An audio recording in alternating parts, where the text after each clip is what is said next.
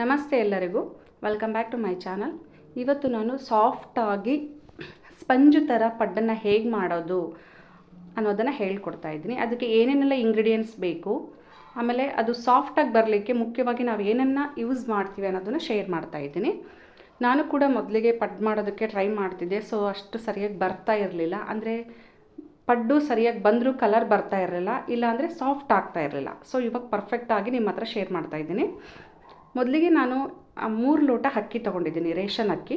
ಈ ಲೋಟದಲ್ಲಿ 3 ಲೋಟ ಅಕ್ಕಿಗೆ ಕೆಲವರು 3 ಹಿಡಿಯೋಷ್ಟು ಉದ್ದಿನಬೇಳೆ ಹಾಕ್ತಾರೆ. ನಾನಿಲ್ಲಿ 2 ಹಿಡಿ ಉದ್ದಿನಬೇಳೆ ಹಾಕ್ತಾಯಿದ್ದೀನಿ.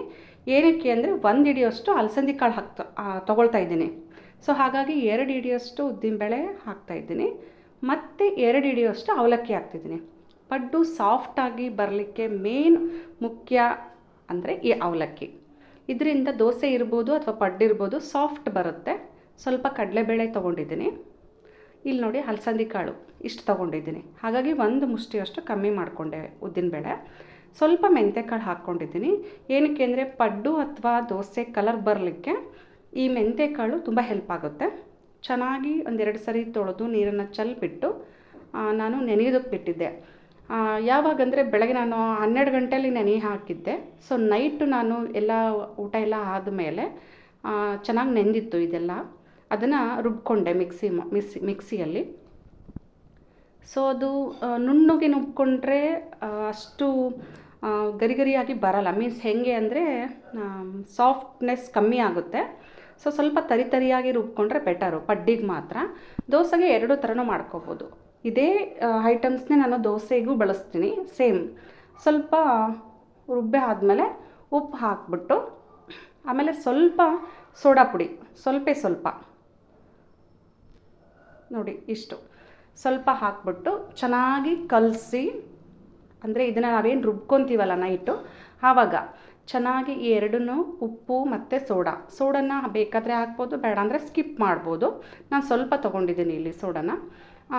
ಇದು ರುಬ್ಬಿ ಆದಮೇಲೆ ಇದಿಷ್ಟನ್ನು ಮಿಕ್ಸ್ ಮಾಡಿ ನೈಟ್ ನಾನು ಏನು ಮಾಡ್ತೀನಿ ಅಂದರೆ ಇದನ್ನು ನೆನೆಯೋದಕ್ಕೆ, ಅಂದರೆ ಇನ್ನೊಂದು ಸ್ವಲ್ಪ ಚೆನ್ನಾಗಿ ನೆನೆದುಬಿಟ್ಟು ಉಬ್ಕೊಳ್ಳುತ್ತೆ ಹಿಟ್ಟು ಬೆಳಗ್ಗೆ ಅಷ್ಟೊತ್ತಿಗೆ. ಸೊ ಅದನ್ನು ನೀಟಾಗಿ ಕ್ಲೋಸ್ ಮಾಡಿ ಮುಚ್ಚಾದಮೇಲೆ ಮೇಲೆ ಇನ್ನೊಂದು ಪ್ಲೇಟ್ನ ಎಕ್ಸ್ಟ್ರಾ ಹಾಕ್ತಾಯಿದ್ದೀನಿ. ನೋಡಿ ತೋರಿಸ್ತಾ ಇದ್ದೀನಿ ಇವಾಗ. ಎಕ್ಸ್ಟ್ರಾ ಪ್ಲೇಟ್ ಏನಕ್ಕೆ ಅಂತ ಅಂದರೆ ಅದು ಸ್ವಲ್ಪ ಚೆನ್ನಾಗಿ ಉಬ್ಬಿ ಬರಲಿ ಹಿಟ್ಟು ಅಂತ. ಸೊ ಬೆಳಗ್ಗೆ ಅದು ಚೆನ್ನಾಗಿ ಉಬ್ಬಿ ಬಂದಿತ್ತು. ಸೊ ಅದಕ್ಕೆ ಏನೇನು ಮಾಡ್ತಾಯಿದ್ದೀನಿ ಅಂದರೆ ಕರಿಬೇವು, ಅಜ್ವಾನ ಅಂತ ಹೇಳ್ತೀವಲ್ಲ, ಸಣ್ಣಗಳು ಅಂತಾರೆ ಆಡು ಭಾಷೆಯಲ್ಲಿ, ಅಜ್ವಾನ ಮತ್ತು ಮೆಣಸಿನ್ಕಾಯಿ, ಇದನ್ನು ನಾನು ರುಬ್ಕೊಳ್ತಾ ಇದ್ದೀನಿ ತರಿಯಾಗಿ. ಏನಕ್ಕೆ ಅಂದರೆ ಹೆಚ್ಚಿ ಹಾಕ್ಕೋಬೋದು ಮೆಣಸಿನ್ಕಾಯಿ, ಕರಿಬೇವು. ಚಿಕ್ಕ ಮಕ್ಕಳು ನಮ್ಮನೇಲಿ ಇರೋದ್ರಿಂದ ಸೊ ತಿನ್ನೋದಕ್ಕೆ ಇಷ್ಟಪಡಲ್ಲ. ಹಾಗಾಗಿ ನಾನು ಅದನ್ನು ರುಬ್ಕೊಂಡೆ. ನೋಡಿ ಹಿಟ್ಟು ಈ ರೀತಿಯಾಗಿ ಚೆನ್ನಾಗಿ ಉಬ್ಬಿ ಬಂದಿದೆ. ಈ ಹಿಟ್ಟಿಗೆ ನಾನು ಸ್ವಲ್ಪ ಪ್ಲೇನ್ ಹಿಟ್ಟನ್ನ ತೆಗೆದಿಟ್ಕೊಂಡೆ ಸೈಡಿಗೆ. ರುಬ್ಬಿರೋ ಮಿಶ್ರಣವನ್ನು ಇದಕ್ಕೆ ಹಾಕ್ತಾಯಿದ್ದೀನಿ. ಮೆಣಸಿನ್ಕಾಯಿ, ಕರಿಬೇವು ಅಷ್ಟೇ ರುಬ್ಕೊಂಡಿದ್ದು, ಉಪ್ಪು, ಮತ್ತು ಇದಕ್ಕೆ ಪಾಲಕ್ ಸೊಪ್ಪು ಮತ್ತು ಸ್ವಲ್ಪ ಕೊತ್ತಂಬರಿ ಹಾಕ್ಕೊಳ್ತಾ ಇದ್ದೀನಿ. ನೀವು ಪಾಲಕ್ಕಾದರೂ ಹಾಕ್ಕೊಳ್ಳಿ, ಸಬ್ಸಿಗೆ ಸೊಪ್ಪಾದರೂ ಹಾಕ್ಕೊಳ್ಳಿ. ಸೊ ನಿಮ್ಮ ಆಪ್ಷನ್ ಅದು. ಮತ್ತು ಈರುಳ್ಳಿ, ಸಣ್ಣಗೆ ಹೆಚ್ಚಿರೋ ಈರುಳ್ಳಿ ಹಾಕ್ಕೊಳ್ತಾ ಇದ್ದೀನಿ. ನೋಡಿ, ಎಷ್ಟು ಬೇಕೋ ಅಷ್ಟು ಈರುಳ್ಳಿ ಹಾಕ್ಕೊಂಡ್ರೆ ಆಯಿತು. ಅಷ್ಟಿಷ್ಟು ಅಂತ ಏನಲ್ಲ. ಸ್ವಲ್ಪ ತಿನ್ನೋರು ಸ್ವಲ್ಪ ಈರುಳ್ಳಿ ಹಾಕ್ಕೊಳ್ಳಿ, ಇಲ್ಲ ಜಾಸ್ತಿ ಬೇಕು ಅಂದರೆ ಜಾಸ್ತಿ ಹಾಕ್ಕೊಳ್ಳಿ. ಚೆನ್ನಾಗಿ ಮಿಕ್ಸ್ ಮಾಡಿ ಆದಮೇಲೆ ಪಡ್ಡು ಹಂಚನ್ನು ಕಾಯೋದಕ್ಕೆ ಇಟ್ಕೊಂಡಿದ್ದೆ ನಾನು. ಸೊ ಅದಕ್ಕೆ ಮೊದಲೇ ಸ್ವಲ್ಪ ಎಣ್ಣೆ ಹಾಕಿರಬೇಕು. ಈ ರೀತಿಯಾಗಿ ಸ್ವಲ್ಪ ಪಡ್ನ ಹಂಚಿಗೆ ಫಿಲ್ ಮಾಡಬೇಕು. ಸ್ವಲ್ಪ ಹಾಕಿದರೆ ಸಾಕು. ತುಂಬ ಹಾಕಿದರೆ, ಜಾಸ್ತಿ ಹಾಕಿದರೆ ಚೆನ್ನಾಗಿ ಬೇಯಲ್ಲ. ಹಾಗಾಗಿ ಅದು ಒಂದು ಸ್ವಲ್ಪ ಎಷ್ಟು ಬೇಕೋ ಅಷ್ಟನ್ನು ಹಾಕಿದರೆ ಅದು ಕರೆಕ್ಟಾಗಿ ಬರುತ್ತೆ. ಅದಾದ ಮೇಲೆ ನಾನು ಇಲ್ಲಿ ಕ್ಲೋಸ್ ಮಾಡ್ತಾ ಇದ್ದೀನಿ, ಪ್ಲೇಟ್ ಮುಚ್ತಾ ಇದ್ದೀನಿ. ಏನಕ್ಕೆ ಅಂದರೆ ಹಬೆಗೆ ಚೆನ್ನಾಗಿ ಬೇಯಲಿ ಪಡ್ಡು ಅಂತ. ಸೊ ಈ ರೀತಿಯಾಗಿ ಬೆಂದಿದೆ ನೋಡಿ. ರೊಟೇಟ್ ಮಾಡ್ತಾ ಇದ್ದೀನಿ. ಸ್ವಲ್ಪ ಹೊತ್ತು ಬಿಡಬೇಕು, ಸಿಮ್ಮಿಗಿಟ್ಟು ಬಿಡಬೇಕು. ಸೊ ಸ್ಟೀಮ್ ಜಾಸ್ತಿ ಮಾಡಬಾರ್ದು. ಸ್ಟೀಮ್ ಜಾಸ್ತಿ ಕೊಟ್ಟರೆ ಸೀದೋಗುತ್ತೆ, ಒಳಗಡೆ ಬೇಯೋದಿಲ್ಲ. ಹಾಗಾಗಿ ಸಿಮ್ಮಿಗಿಟ್ಟು ಬೇಯಿಸ್ಕೊಳ್ಳಿ. ನೋಡಿ ಈ ರೀತಿ ಕಲರ್ ಬಂದಿದೆ, ಚೆನ್ನಾಗಿ ಬಂದಿದೆ ಕಲರು. ಸೊ ಮೆಂತ್ಯಕಾಳು ಯೂಸ್ ಮಾಡ್ತೀವಲ್ಲ, ಅದರದ್ದು ಬೆನಿಫಿಟ್ ಇದು. ಚೆನ್ನಾಗಿ ಬರುತ್ತೆ ಕಲರು. ಈ ರೀತಿಯಾಗಿ ತುಂಬ ಈಸಿ ಇದೆ, ಅಷ್ಟೊಂದೇನು ಹೆವಿ ಅನಿಸಲ್ಲ. ಸೊ ಅವಲಕ್ಕಿ ಯೂಸ್ ಮಾಡೋದ್ರಿಂದ ಪಡ್ಡು ದೋಸೆ ತುಂಬ ಚೆನ್ನಾಗಿ ಬರುತ್ತೆ. ಆಮೇಲೆ ಸ್ವಲ್ಪ ಸ್ವಲ್ಪ ನಾನು ರೊಟೇಟ್ ಆದಮೇಲೆ ಪಡ್ಡನ್ನು ಅಂದರೆ ಉಲ್ಟಾ ಮಾಡಿ ಹಾಕಿದ ಮೇಲೆ ರೊಟೇಟ್ ಮಾಡಾದಮೇಲೆ ಸ್ವಲ್ಪ ಸ್ವಲ್ಪ ಎಣ್ಣೆ ಹಾಕಿದ್ದೀನಿ. ಏನಕ್ಕೆಂದರೆ ಇನ್ನು ಸ್ವಲ್ಪ ಕೆಳಗಿನ ಭಾಗ ಚೆನ್ನಾಗಿ ಸ್ವಲ್ಪ ಬೇಯಲಿ ಅಂತ ಹೇಳಿ. ಮತ್ತೆ ಸ್ವಲ್ಪ ಹೊತ್ತು ಬೇಕಾದರೆ ಕ್ಲೋಸ್ ಮಾಡ್ಬೋದು, ಇದು ಆಪ್ಷನ್ನು. ನಾನು ಸ್ವಲ್ಪ ಚೆನ್ನಾಗಿ ಇನ್ನೂ ಸ್ವಲ್ಪ ಬೇಯಲಿ ಅಂತೇಳಿ ಕ್ಲೋಸ್ ಮಾಡ್ತಾಯಿದ್ದೀನಿ ಅಷ್ಟೇ. ಇವಾಗ ಪಡ್ಡು ಆಯಿತು.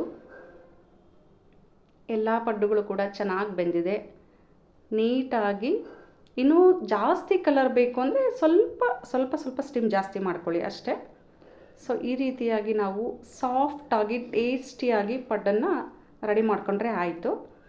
ಯಾರಿಗೆಲ್ಲ ಈ ರೆಸಿಪಿ ಇಷ್ಟ ಆಗಿದೆ ಲೈಕ್ ಮಾಡಿ, ಶೇರ್ ಮಾಡಿ.